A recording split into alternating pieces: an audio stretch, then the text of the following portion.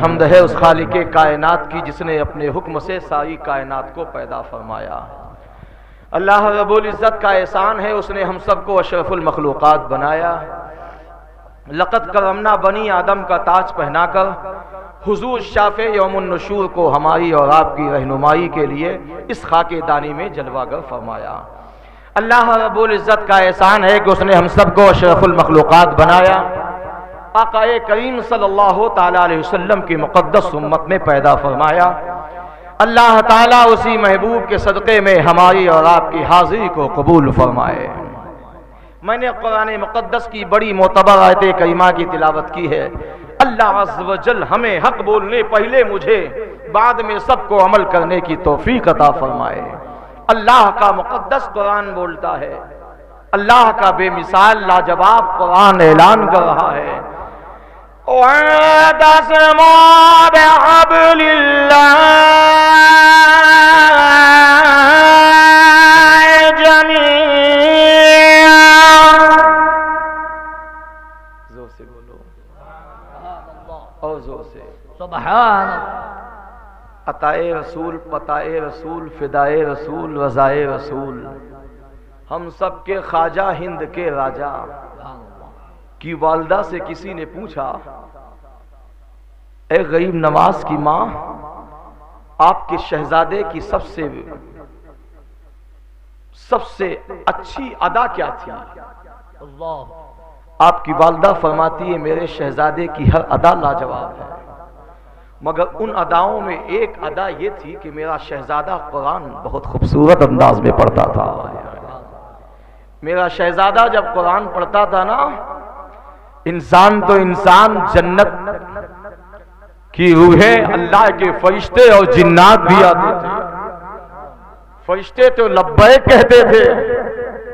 آئے ہائے، قرآن ہم نے حسن کے ساتھ پڑھنا ہی چھوڑ دیا ہے۔ یہ علماء سے بیٹھے پوچھو، D M collector S P بننا فرض نہیں ہے؟ قرآن کا سیکھنا سکھانا یہ فرض ہے نا۔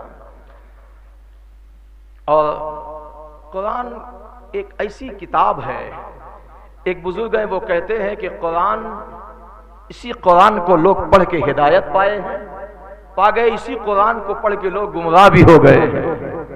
عشق رسول کی چاشنی میں جو قرآن پڑھا ہے وہ بھی ہدایت پا گیا، اس کی نسل بھی ہدایت ہے، اور عشق رسول کی چاشنی میں ہٹا کر جو پڑھے گا وہ کل بھی گمراہ تھا، آج بھی ہے، صبح قیامت تک گمراہ رہے گا۔ قرآن پڑھنا ہے تو پہلے عشق رسول کی لذت پیدا کرو۔ قانون کی کتاب بدلتے رہیں گے لوگ، نہیں بولو گے تو کب بولو گے؟ زور سے زور سے۔ قانون کی کتاب بدلتے رہیں گے لوگ، فرمان مصطفیٰ کبھی بدلا نہ جائے گا، اور جب تک رہے گا ایک مسلمان ہند میں، قرآن کو بھارت سے نکالا نہ جائے گا۔ نہ تو قرآن لانے والے کا کوئی جواب ہے، نہ یہ قرآن بیچنے والے کا کوئی جواب ہے، کوئی جواب؟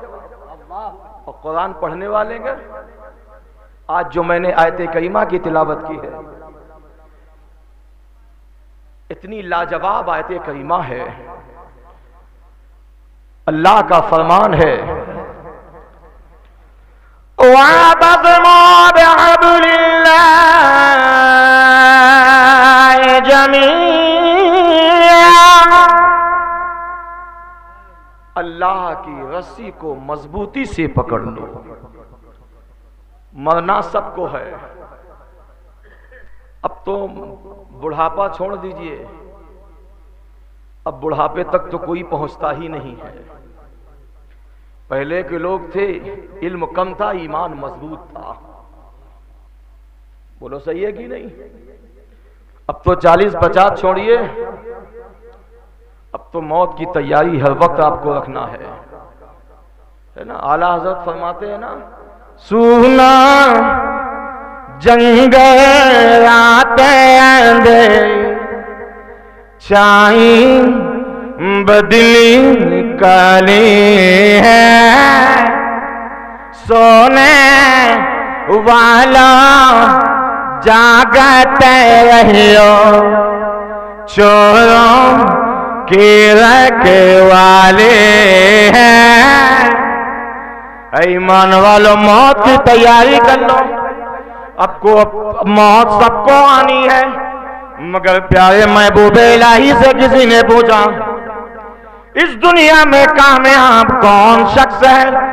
آج دنیا کا ہر انسان کامیابی چاہتا ہے کہ میں دنیا سے جاؤں تو کامیاب ہو کر جاؤں، مگر کوئی دولت کمانے میں کامیابی سمجھتا ہے، دولت جب تک نہیں ہوتی ہے تب تک دولت کمانے کو کامیابی سمجھتا ہے، اور یہی دولت جب آ جاتی ہے آنے کے بعد یہی دولت بچانے کو کامیاب سمجھتا ہے، مگر یہی دولت بچانے کے بعد جب دولت بچ جاتی ہے، جب لمٹ سے زیادہ دولت ہوتی ہے تو یہی انسان اب اس دولت کو خرچ کہاں کرے اس میں لگ جاتا ہے۔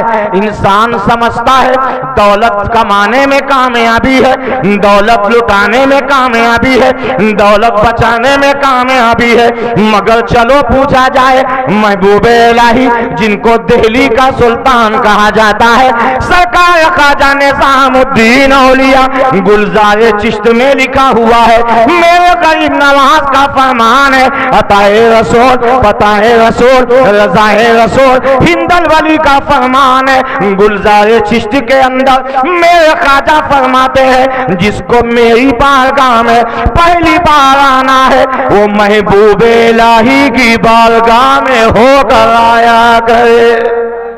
یہ گلزار چشت میں لکھا ہے محبوب الہی کون ہے؟ اللہ اللہ ان علماء سے پوچھو، دنیا میں 3 ایسے مخصوص اولیاء گزرے ہیں جن کو محبوب کا لقب خداوند قدوس کی جانب سے ملا ہے۔ ساری دنیا کسی نہ کسی کو محبوب سمجھتی ہے، مگر رب قدیر جس کو محبوب کہہ دے، نمبر 1 شہباز لامکانی، لنگر دو جہانی، محبوب یزدانی، سرچشم سلطانی، الشیخ عبدالقادر جیلانی، حسنی حسینی، ثم بغدادی رضی اللہ تعالیٰ عنہ، نمبر 2 تاریخ سلطنت سرکار مخدوم اشرف، سرکار مخدوم سمنا، اور نمبر 3 سرکار خواجہ نظام الدین اولیاء۔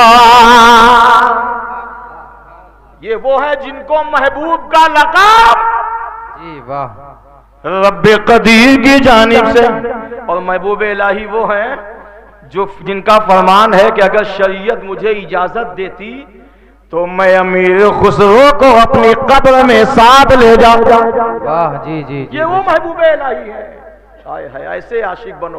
اب سنو، محبوب الہی سے کسی نے پوچھا اے محبوب الہی آپ بتائیے کامیاب کون شخص ہے؟ کیا مکان بنانے والا کامیاب ہے، یا دکان بنانے والا کامیاب ہے، یا دولت کمانے والا کامیاب ہے، یا دولت لٹانے والا کامیاب ہے، یا زیور کمانے والا کامیاب ہے، یا سونا چاندی بنانے والا کامیاب ہے؟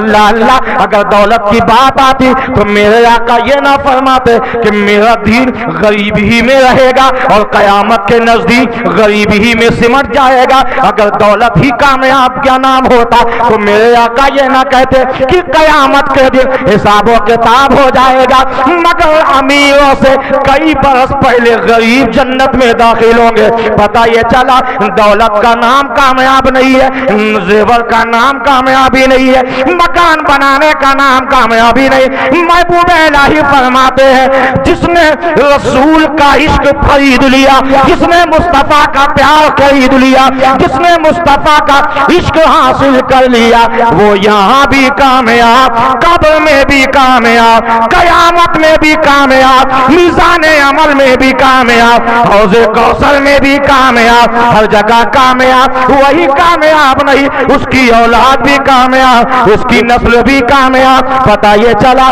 محبوب الہی فرماتے ہیں کچھ بنو یا نہ بنو عاشق رسول بن جاؤ۔ نعرہ تکبیر، نعرہ رسالت، علماء اہل سنت حضرت علامہ غلام احمد رضا صاحب قبلہ، نعرہ تکبیر، نعرہ رسالت۔ واہ